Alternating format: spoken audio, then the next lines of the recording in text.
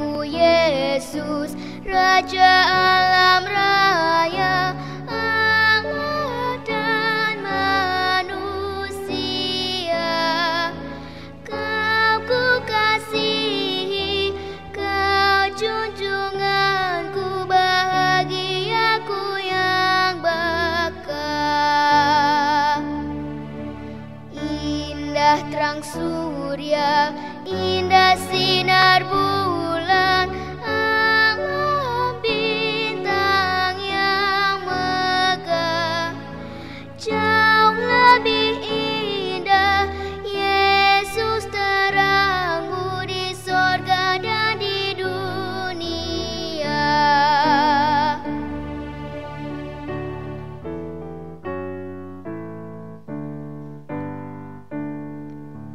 Apa yang indah dalam dunia ini nampak dalam dirimu. Yang maha indah, harta sorgawi, hanya Engkau ya Tuhanku.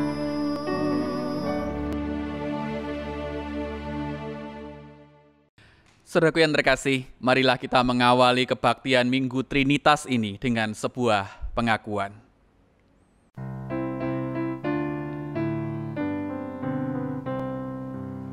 Pertolonganku datangnya dari Tuhan yang menciptakan langit dan bumi. Pertolonganku datangnya dari Tuhan yang menciptakan langit dan bumi. Tuhan beserta saudara.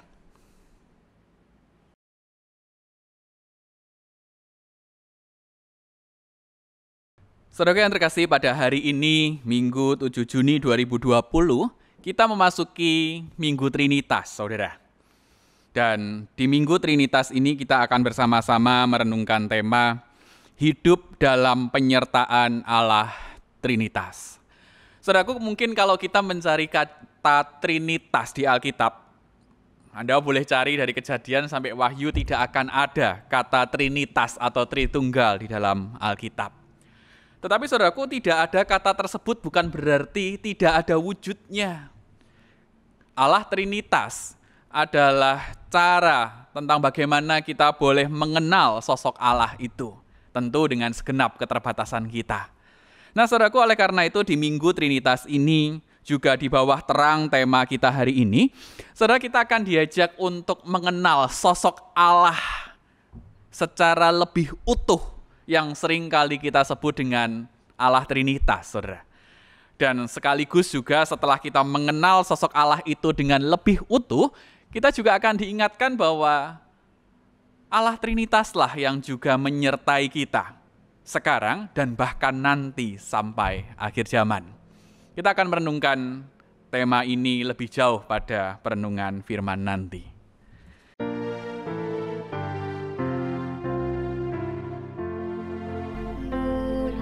Muliakan Allah Bapa, muliakan Putranya, muliakan Roh Penghibur ketiganya yang esa. Haleluya, puji Dia kini dan selamanya.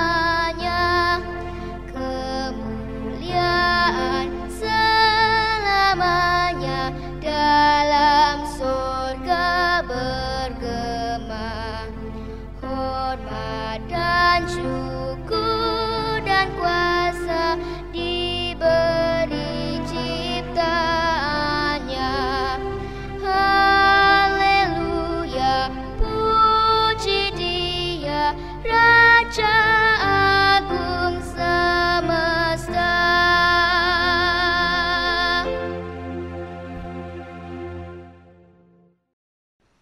Mari saudara kita mengakui dosa-dosa kita di dalam doa. Mari berdoa. Tuhan Allah kami yang maha besar, kami sadar bahwa kami punya Allah yang begitu luar biasa. Allah yang di luar nalar kami. Allah yang bahkan tidak akan sanggup kami kenal sepenuhnya. Hari ini kami menyadari keterbatasan kami. Sekaligus kami juga memohon ampunan, manakala sampai saat ini kami masih belum bisa mengenal Engkau seutuhnya. Kami seringkali mengenal-Mu hanya sedikit demi sedikit. Seringkali bahkan kami mengenal-Mu tidak dengan baik, Tuhan. Kami seringkali menggambarkan Allah sesuai dengan keinginan kami sendiri.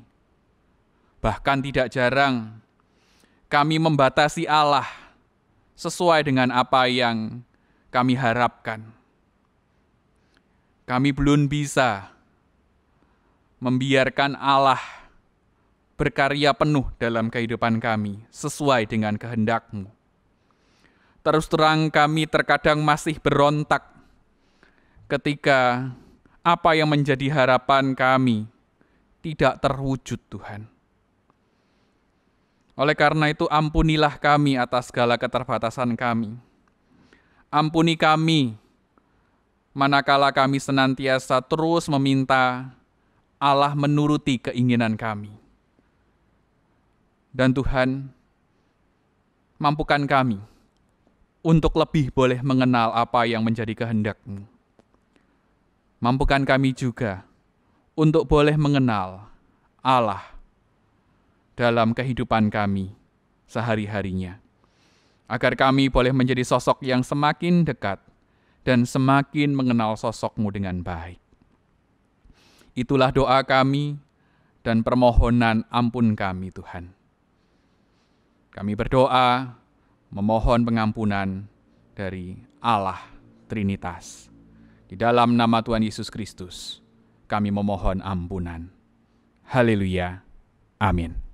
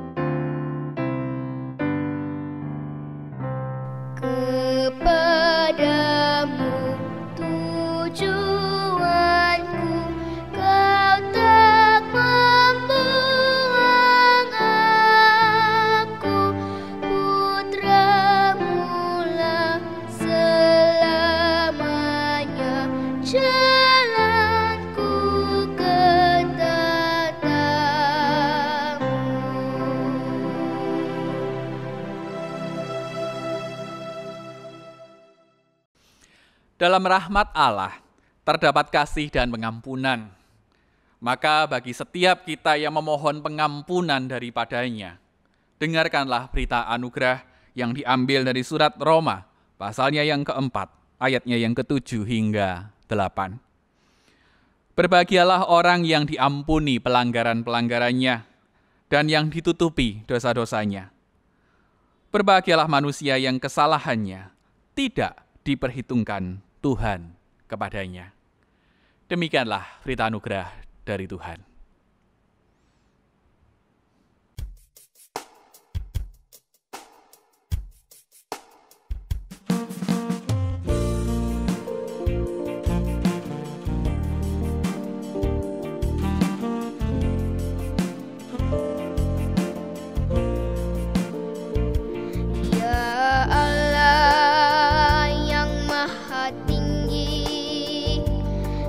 pencipta dunia ini, kami juga Tuhan ciptakan agar Dikau tetap dipuji.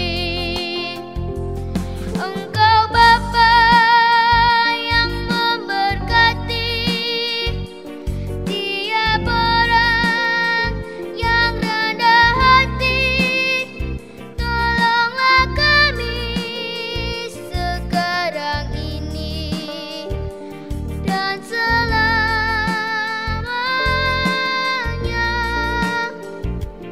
Ya Allah yang Maha Kasih, Engkau lahir di dunia ini, Engkau mati di kayu salib, Engkau rela mengganti kami.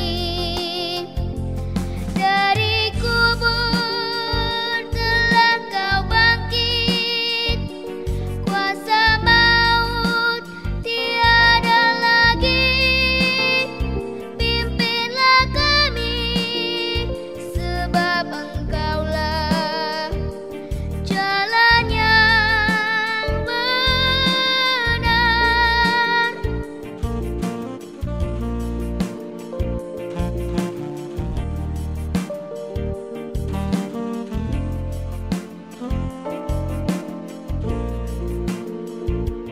Ya Allah yang Maha Suci, Engkau turun ke dunia ini, Kau menyala bagaikan api, memurnikan nurani kami,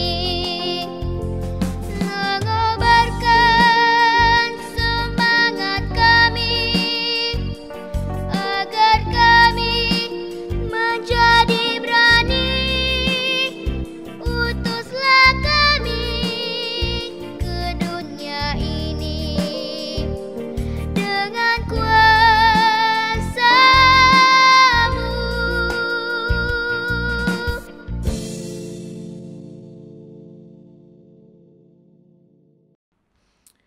Mari saudara, sebelum kita merenungkan firman, mari kita berdoa. Tuhan, mampukanlah kami untuk mengenal-Mu lebih lagi. Dan mampukan kami juga untuk menyadari penyertaan-Mu lebih lagi. Biarlah firman Tuhan yang sebentar akan kami baca boleh memberikan kami pencerahan. Dan juga sekaligus boleh memperkenalkan kami akan sosok Allah Trinitas yang senantiasa mencintai dan mengasihi kami. Kami menyerahkan perenungan kami pada hari ini hanya ke dalam satu nama Tuhan Yesus Kristus, Sang Firman yang hidup itu.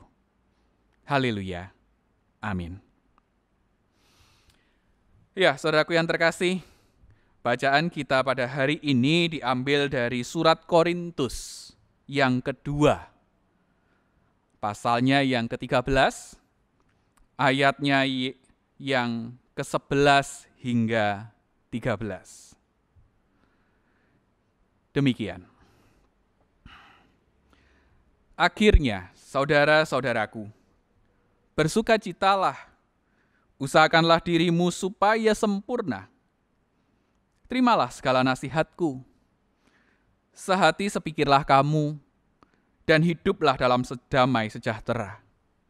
Maka Allah, sumber kasih dan damai sejahtera, akan menyertai kamu. Berilah salam seorang kepada yang lain dengan cium yang kudus. Salam dari semua orang kudus kepada kamu. Kasih karunia Tuhan Yesus Kristus dan kasih Allah dan persekutuan Roh Kudus menyertai kamu sekalian. Ya saudaraku, demikianlah firman Tuhan. Berbahagialah bagi kita yang mendengarkannya, memeliharanya, dan tentu saja yang melakukannya. Haleluya.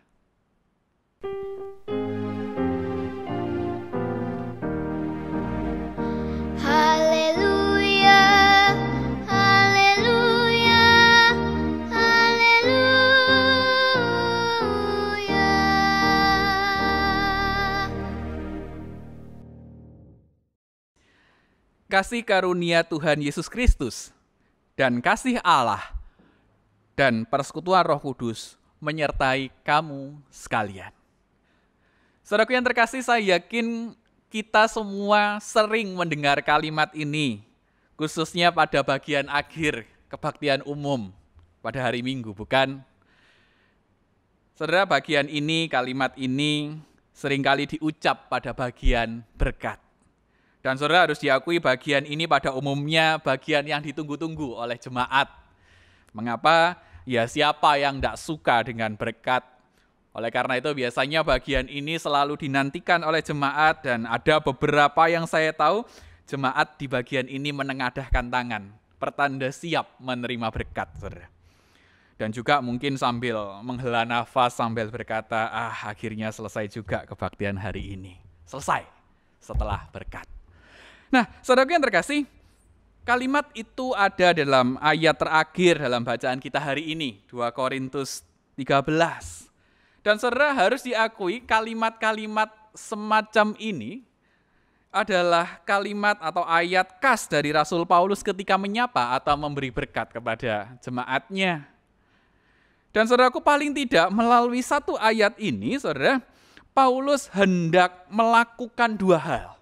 Yang pertama adalah, saudara, ayat ini kasih karunia Tuhan Yesus Kristus dan kasih Allah dan persekutuan Roh Kudus menyertai kamu sekalian.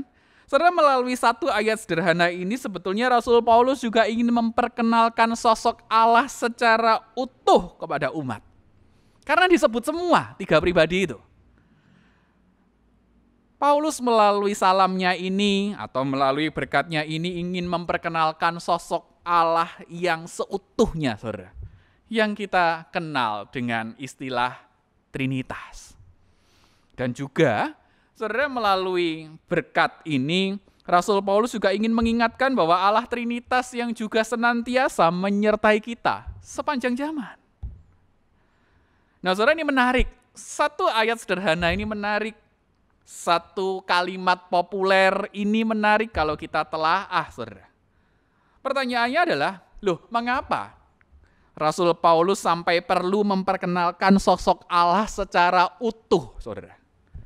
Dan sekali lagi, dalam surat-suratnya Rasul Paulus sering sekali memberi salam atau berkat dengan menyebutkan tiga pribadi Allah sekaligus. Saudara, mengapa Rasul Paulus perlu memperkenalkan sosok Allah yang utuh?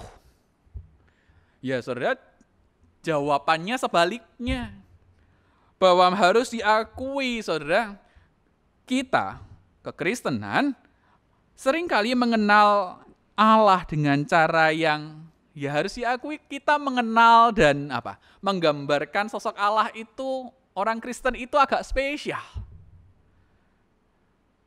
Bahwa kekristenan mengenal Allah sebagai Allah Trinitas. Allah yang mewujud dalam tiga pribadi. Yang kita kenal dengan Bapa, Anak, dan Roh Kudus. Dan saudara, ini kekristenan yang punya ini, Trinitas. Dan saudaraku yang terkasih, mungkin Anda dan saya tahu, apalagi bagi kita yang sudah mendapatkan pelayanan CD, sudah lulus kelas katekisasi, mungkin kita tahu bahwa ada Bapa, Anak, Roh Kudus. Tetapi saudara harus diakui pada prakteknya, terus terang tidak mudah untuk menghayati sekaligus menghidupi keberadaan tiga pribadi tersebut secara utuh. Saudara. Karena pada umumnya, biasanya, banyak orang Kristen yang cenderung memilih untuk memfavoritkan salah satu pribadinya. Saudara, mungkin kita perlu tahu bahwa dalam kekristenan ada kelompok-kelompok tertentu yang lebih memilih untuk memfavoritkan sosok atau pribadi Bapa dalam ritual-ritual peribadatannya. Dengan anggapan bahwa sosok Bapa adalah Allah yang sesungguhnya, the real God. Bahkan ada kelompok tertentu yang menyebutkan bahwa Bapa itu Allah senior, saudara. Nah, saudara, kalau kita menghayati Bapa seperti ini, maka tidak bisa tidak ini membawa konsekuensi. Melihat dua pribadi yang lain, Anak dan Roh Kudus, sebagai pribadi yang tidak terlalu penting. Anda bisa bayangkan ada juga kelompok-kelompok tertentu yang mengaku Kristen, tetapi memahami Yesus Kristus hanyalah Allah kecil. Allah gedenya siapa? Bapa. Ada kelompok-kelompok tertentu yang mengaku Kristen, tetapi melihat Kristus itu sebagai Allah junior. Yang senior siapa? Bapa. Dan saudara, mungkin mereka akan berkata, loh kok kamu punya pemahaman begitu? Saya bayangkan mereka akan menjawab, lah kalau sudah menyembah bapaknya, ngapain nyembah anaknya? Bukankah bapak lebih berkuasa ketimbang anak? Lah ngapain? Kan sudah megang bapaknya, ngapain anaknya? Seakan-akan Allah dalam diri Bapa itu lebih berkuasa ketimbang Allah dalam diri anak, Yesus. Selain ada yang memfavoritkan Bapa, saudara, ada juga yang tanpa sadar lebih memfavoritkan sosok Yesus. Mereka biasanya lebih berfokus pada karya keselamatan Kristus. Ya, memang Yesus Kristuslah yang mewujudkan karya keselamatan Allah di tengah dunia dengan cara mati bagi manusia. Dia menebus dosa manusia dengan darahnya, nyawa, saudara. Dan bukankah banyak, ya bahkan termasuk saya, bukankah ketika kita mengingat karya penyelamatan dan penebusan ini dalam diri Yesus Kristus, dia mati berdarah-darah di kayu salib demi Anda dan saya. Bukankah kita terharu, bukan? Bahwa luar biasa ternyata Yesus ini. Dan saudaraku, yang perlu kita hati-hati bahwa orang Kristen banyak yang kagum, dan memang harus kagum akan karya penyelamatan Allah dalam diri Yesus Kristus. Tetapi saudaraku, ketika kita memilih untuk lebih memfavoritkan Yesus saja ketimbang dua pribadi yang lain, Bapa dan Roh Kudus, saudara, tentu ini sesuatu hal yang rasanya perlu kita rekonstruksi pemahaman ini. Dan saudara, setahu saya memang dari tiga pribadi Allah ini, nama Yesus yang paling sering disebut. Pastilah, saya menduga itu. Dalam doa kita pasti lebih sering menyebut nama Yesus ketimbang Bapa, apalagi Roh Kudus. Saudara. Kalau tidak percaya, coba Anda ingat-ingat. Kalau Anda dapat berkat misalnya, dapat bonus atau THR. Kalau Anda mengucap syukur yang Anda sebut siapa? Terima kasih Yesus, ya toh? Jarang ada orang bilang, makasih ya Bapak, atau bahkan saya tidak pernah tahu ada orang ngomong, terima kasih ya Roh Kudus, tidak pernah. Seringkali orang Kristen kalau mengucap syukur, tertujunya kepada siapa? Yesus. Bahkan kalau tadi itu peristiwa sukacita, kita ini kan hidup ini tidak senantiasa mengalami peristiwa yang sukacita terus-terusan, toh saudara. Terkadang kita ini mengalami peristiwa yang tidak enak, menderita. Coba ketika Anda menderita, ketika Anda menangis, Anda berdoa, Anda minta tolong pada siapa? Kok saya menduga Anda minta tolongnya pada pribadi Yesus? Jarang ada orang Kristen berdoa minta tolong kepada pribadi Bapa. Menyebutlah minimal, tolong kami ya Bapa. Atau bahkan, ini yang lebih jarang, tolong kami ya Roh Kudus. Biasanya Yesus lebih populer disebut.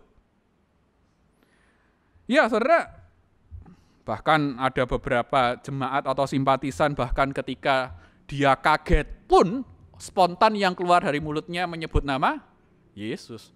Ya ampun, astagfirullah Tuhan Yesus. Jarang, ampun Tuhan, Bapa, jarang. Apalagi nyebut Roh Kudus. Kaget pun yang disebut Yesus. Saudara, jangan-jangan Yesus ini pribadi yang lebih favorit ketimbang Bapa dan Roh Kudus. Jangan-jangan kalau tiga pribadi Allah ini punya Instagram, followernya Yesus paling banyak, jangan-jangan.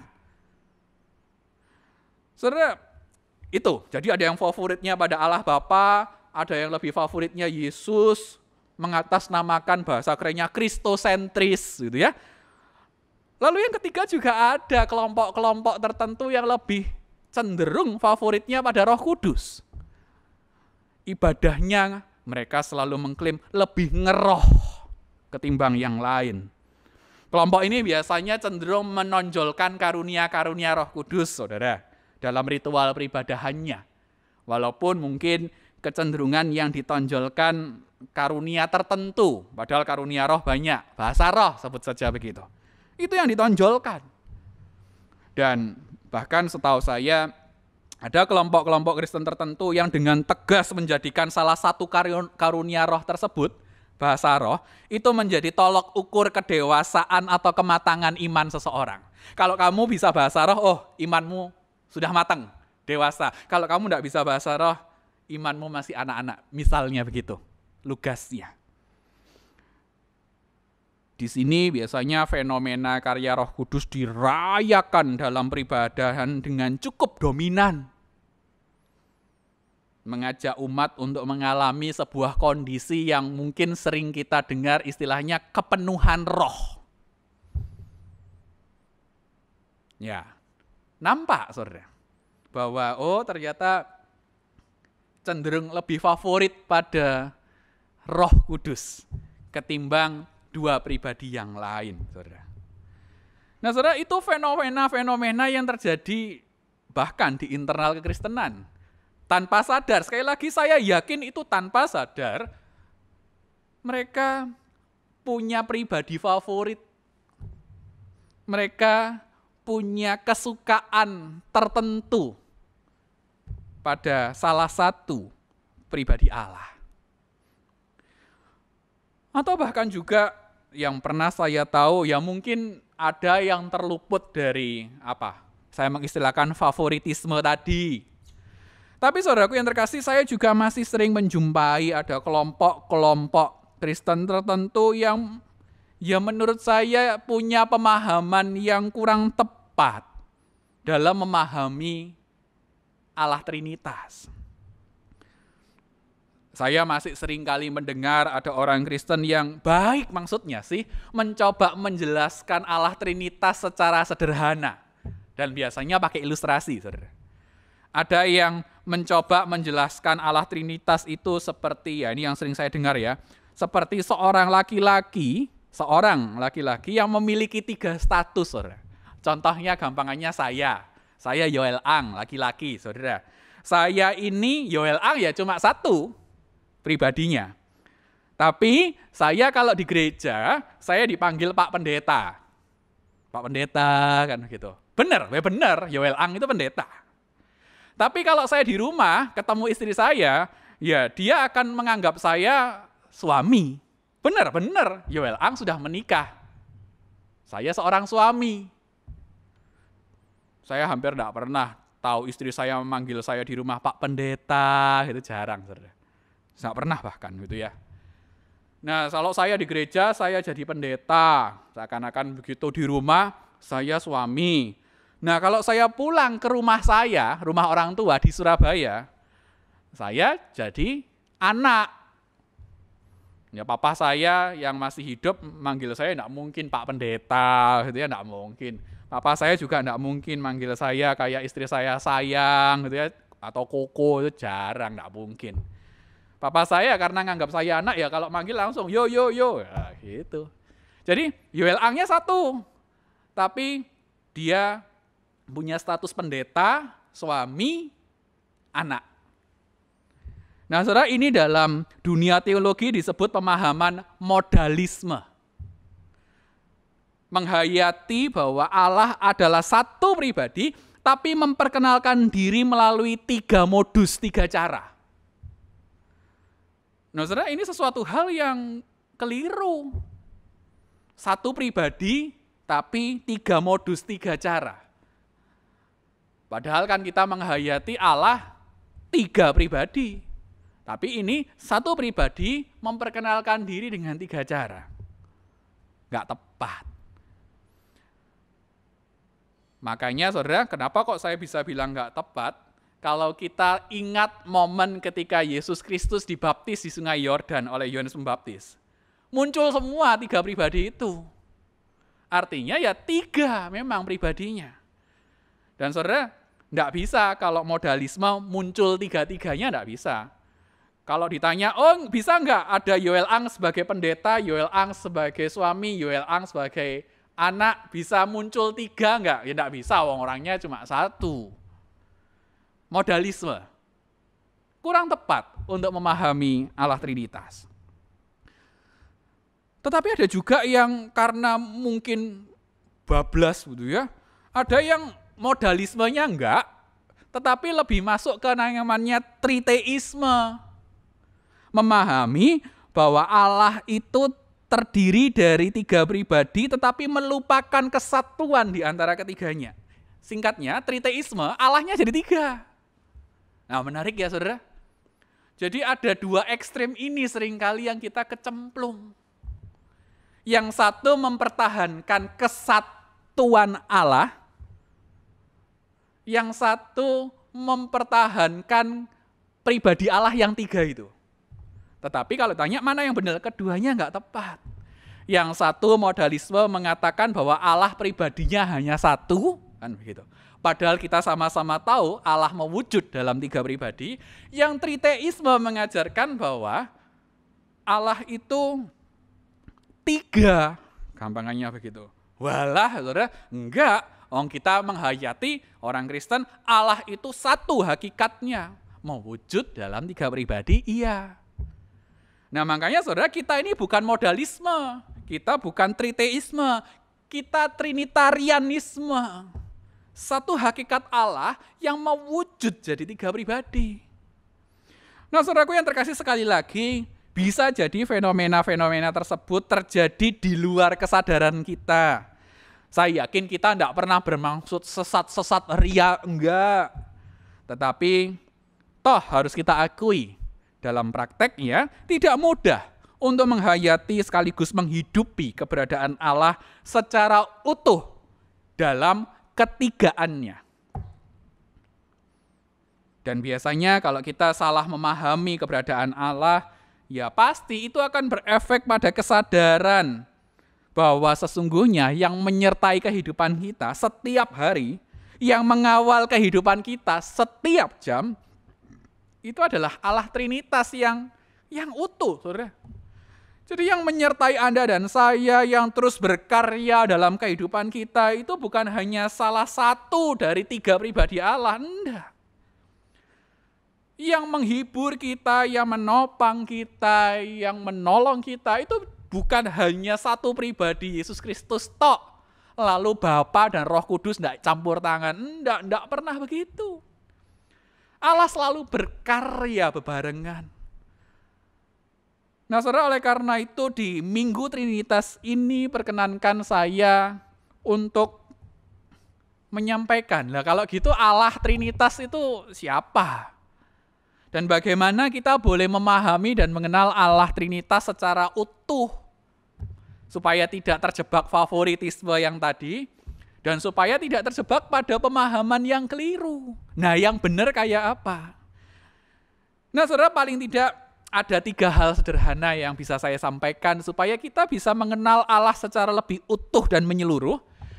Dan berdampak kan kita juga sadar bahwa ternyata Allah Trinitas itulah yang menyertai setiap langkah kehidupan kita. Bukan cuma Yesus tok atau bukan cuma Roh Kudus tok.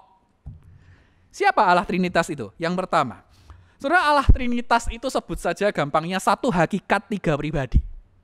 1 hakikat 3 pribadi.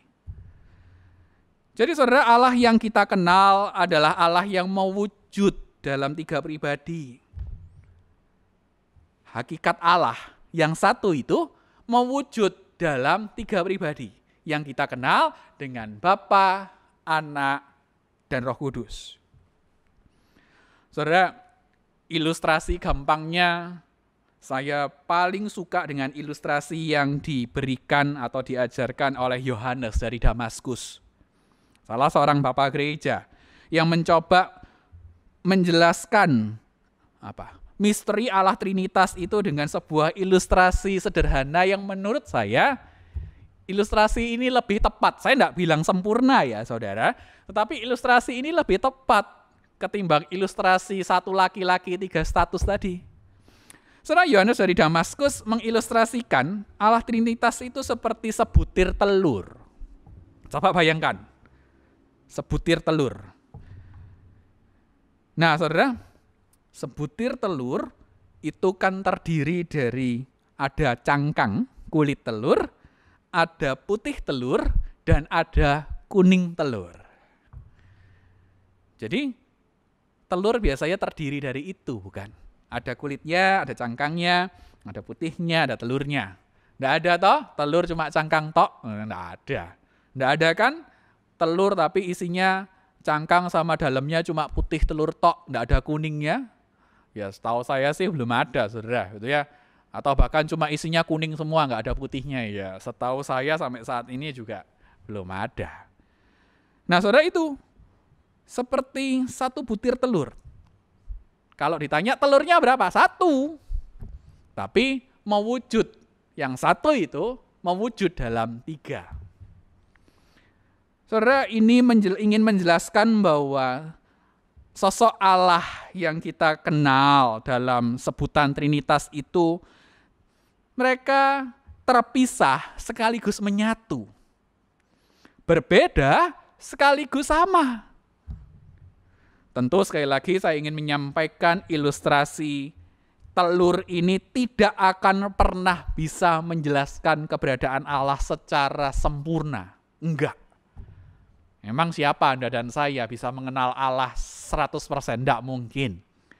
Tetapi paling tidak, kita bisa tahu bahwa ketiga pribadi ilahi dalam diri Bapa, Anak, dan Roh Kudus itu membentuk persekutuan, saudara. Persekutuan cinta kasih yang sedemikian erat dan akrabnya, sehingga ketika kita berbicara tentang Allah, apalagi Allah Trinitas, kita tidak bisa hanya membicarakan satu pribadi saja. Karena itu satu paket, satu keseluruhan. Tidak bisa dipecah-pecah, tidak bisa dipisah-pisah. Yang pertama, satu hakikat, 3 pribadi. Yang kedua, saudara, Allah Trinitas juga adalah Allah yang unik. Dalam artian berbeda satu dengan yang lain pribadinya, tetapi juga sekaligus setara. Sama. Oleh karena itu pandangan yang membuat tingkatan di ranking gitu ya. Atau di grade, Allah, Bapa itu paling tinggi, Anak bawahnya lagi ranking 2-nya, kira-kira begitu, Roh Kudus paling bontot ranking 3 gitu ya. Ya tentu itu tidak tepat. Saudara, memang 3 pribadi Allah memiliki keunikannya sendiri-sendiri. Bapa bukan Anak, Anak bukan Roh Kudus bukan Bapa. Iya memang. Tetapi yang selalu harus kita ingat, ketiganya satu hakikat, Allah. Karena ketiganya adalah satu hakikat, Allah, maka kita harus sadar bahwa ketiganya setara. Tidak ada lebih tinggi atau lebih rendah.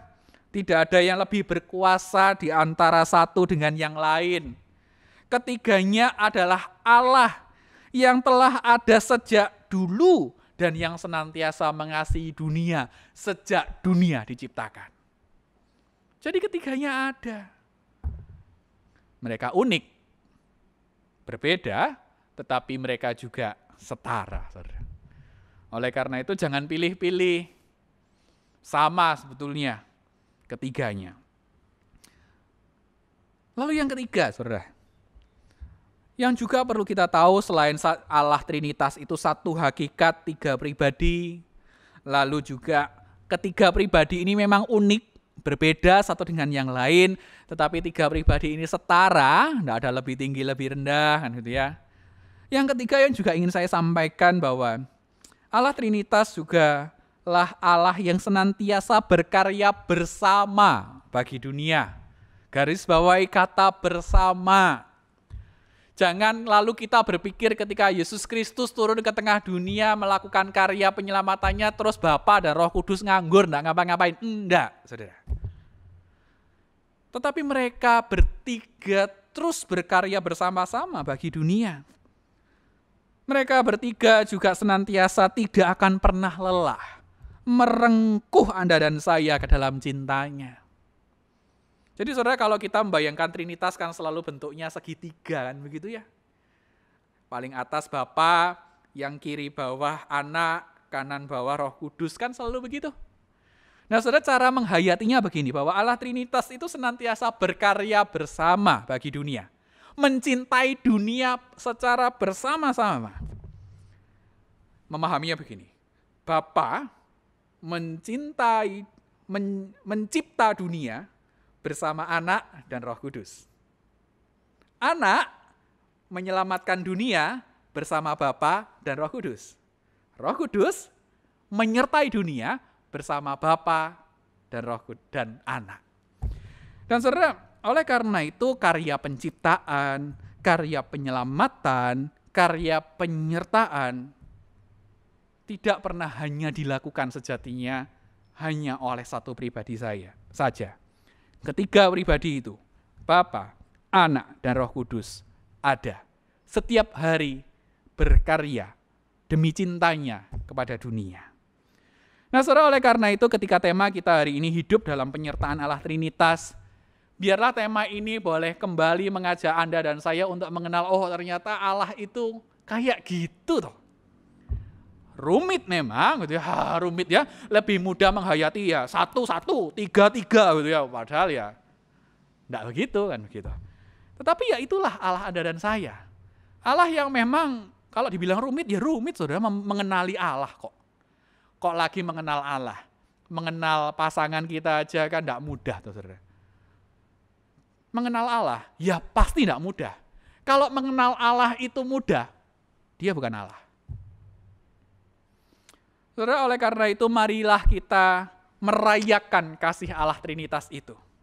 Syukuri apa yang terjadi pada kehidupan kita.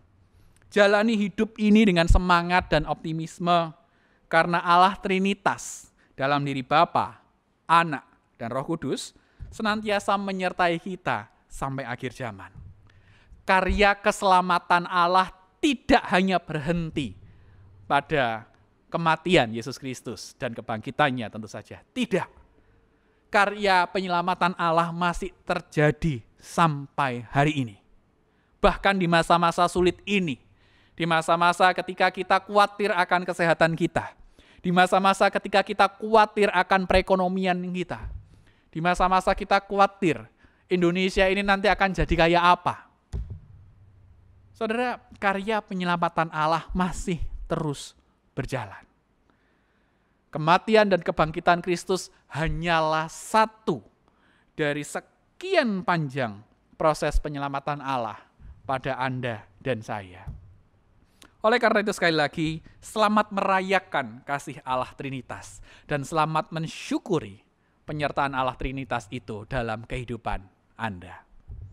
Tuhan memberkati. Amin.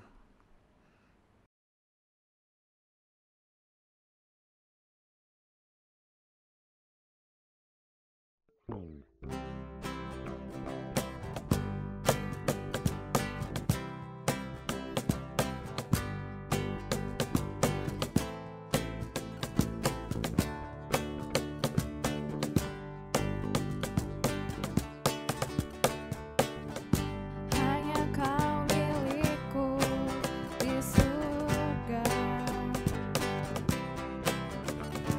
Tiada yang ingin ditimbuli, hanya Engkau. Tak ku andalkan kekuatanku, Namun yang pasti Kau tetap selamanya. Allah sumber kuatku, Allah sumber kuatku, Allah sumber kuatku dan bagianku selamanya.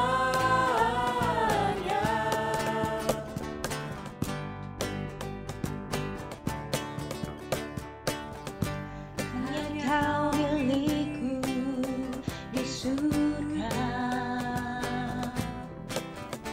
Tiada yang ku ingini di bumi, hanya Kau. Aku andalkan kekuatanku, namun yang pasti Kau tetap selamanya. Allah sumber kuatku, Allah sumber kuatku, Allah sumber kuatku dan bagianku selamanya. Allah sumber kuatku, Allah sumber kuatku, Allah sumber kuatku dan bagianku selamanya, selamanya.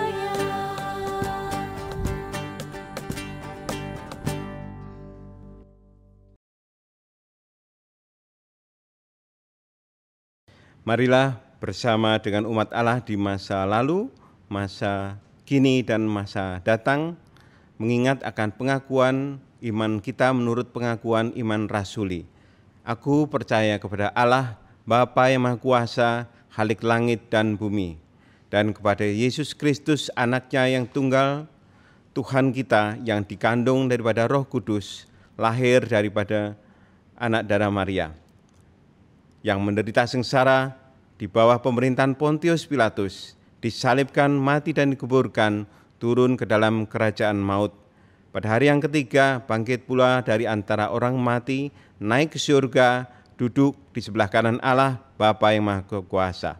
Dari sana Ia akan datang untuk menghakimi orang yang hidup dan yang mati. Aku percaya kepada Roh Kudus, gereja yang kudus dan persekutuan orang kudus, pengampunan dosa, kebangkitan orang mati, dan hidup yang kekal. Marilah kita bersatu dalam doa. Puji syukur kami panjatkan kehadirat-Mu ya Tuhan, karena dalam keterbatasan kami saat ini, kami masih boleh datang bersama-sama ke hadapan-Mu dalam ibadah minggu ini. Ya Tuhan, pagi ini kami berdoa untuk bangsa dan negara kami, untuk pemerintah pusat sampai dengan pemerintah daerah, dalam mengambil langkah-langkah yang tepat untuk menangani pandemi virus COVID-19 ini Tuhan, kiranya Engkau mampukan mereka, Engkau berikan hikmat dan khususnya dalam mereka merancang kebijakan untuk normal baru ini Tuhan, kiranya Engkau mampukan mereka agar kebijakan yang mereka ambil boleh betul-betul menekan penyebaran virus COVID ini. Berkati setiap kami bangsa Indonesia untuk dapat mematuhi dan menjalankan kebijakan tersebut. Terima kasih Tuhan, dan untuk tim medis, para gugus tugas, dan para relawan yang terus melayani dan menangani pandemi ini Tuhan, kiranya Engkau berkati mereka, Engkau berikan kekuatan, Engkau berikan kesehatan untuk boleh melayani ini dengan baik dan lancar dan berkenan di hadirat-Mu. Ya Tuhan, berdoa juga untuk tiap ODP, PDP, dan yang positif sedang menjalani perawatan, Tuhan Kau pulihkan kembali melalui setiap langkah-langkah perawatan yang mereka jalani. Terima kasih Tuhan untuk setiap kebutuhan APD yang diperlukan di rumah sakit, Tuhan kiranya Kau berkenan penuhi melalui tangan-tangan yang Kau pakai untuk memenuhi kebutuhan tersebut. Terima kasih Tuhan. Kami berdoa juga untuk para ilmuwan dan para peneliti yang sedang menyelidiki dan berupaya menciptakan obat dan vaksin antivirus ini Tuhan. Penyertaan-Mu kiranya Engkau berikan atas mereka, Engkau mampukan mereka untuk boleh bekerja dengan baik untuk menangkal COVID-19 ini. Kami berdoa juga untuk gereja-gereja yang terlibat dalam penanganan COVID ini Tuhan, dalam setiap lini, Tuhan Engkau berkati mereka. Engkau mampukan mereka untuk melayani dengan sepenuh hati dan boleh menjadi berkat buat orang-orang di sekitarnya. Terima kasih Tuhan. Kami sadar bahwa dampak COVID-19 ini tidak hanya untuk kesehatan kami, tetapi juga berdampak pada perekonomian global yang kemudian melemah dan banyak tenaga kerja yang terdampak. mereka harus kehilangan pekerjaan atau penghasilan. Tuhan, kiranya Engkau berikan kekuatan mereka, Engkau berikan penghiburan, Engkau berikan kemampuan untuk berinovasi, untuk menjalani hidup ini dengan tetap mampu bersyukur kepadamu. Terima kasih Tuhan. Kami ingin berdoa juga untuk jemaat-jemaat kami yang saat ini sedang sakit dan masih dalam proses pemulihan. Tuhan, kiranya Engkau berkati mereka. Engkau sadarkan mereka bahwa Engkau selalu menjaga, menyertai mereka. Biarlah proses penyembuhannya boleh mereka jalani dengan penuh syukur.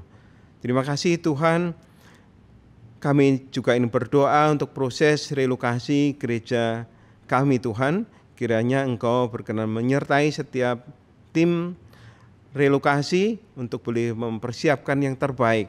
Biarlah setiap rencana dan setiap kegiatan hanya seturut dan sekehendak-Mu saja. Terima kasih Tuhan.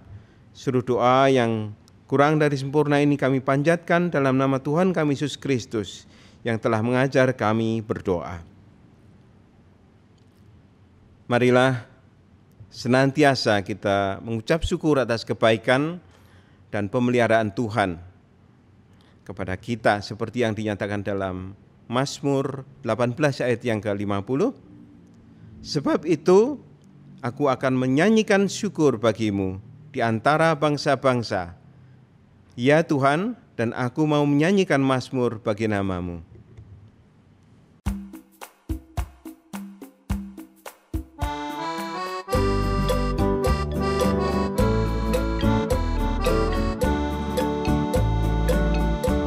Apalah arti ibadahku kepada Tuhan bila tiada rela sujud dan sungkur.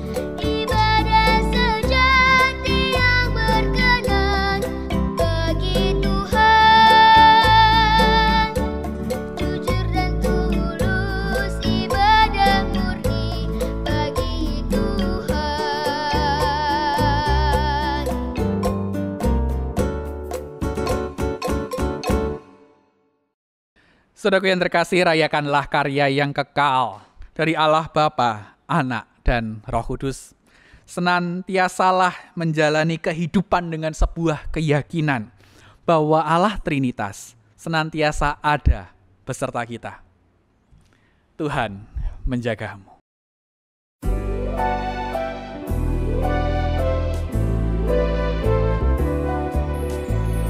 Apapun juga menimpamu, Tuhan menjagamu. Naungan kasih-Nya pelindungmu, Tuhan menjagamu. Tuhan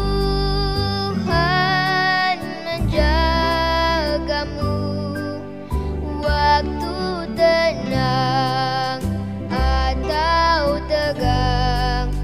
Ia menjagamu, Tuhan menjagamu.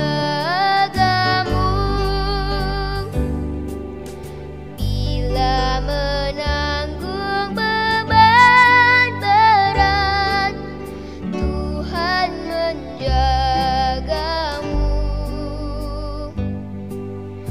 Masa depanmu kelam pekat, Tuhan menjagamu. Tuhan menjagamu waktu tenang atau tegang. Ia menjagamu, Tuhan menjagamu.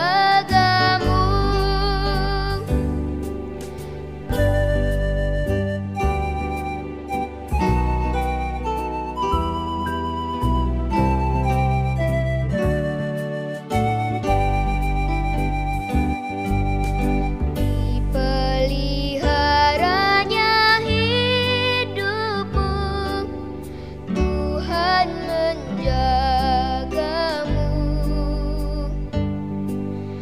Dan didengarkannya doamu, Tuhan menjagamu.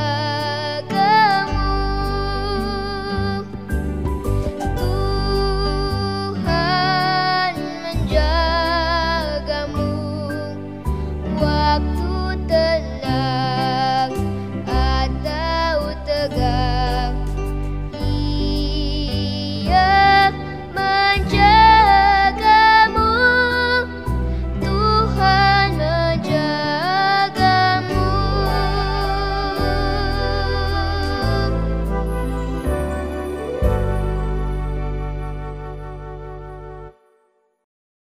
Sekarang arahkanlah hatimu kepada Tuhan dan terimalah berkat-Nya. Tuhan memberkati dan melindungi engkau. Tuhan menyinari engkau dengan wajah-Nya dan memberi engkau kasih karunia. Tuhan menghadapkan wajah-Nya kepadamu dan memberikan engkau damai sejahtera dari sekarang dan bahkan untuk selama-lamanya. Amin.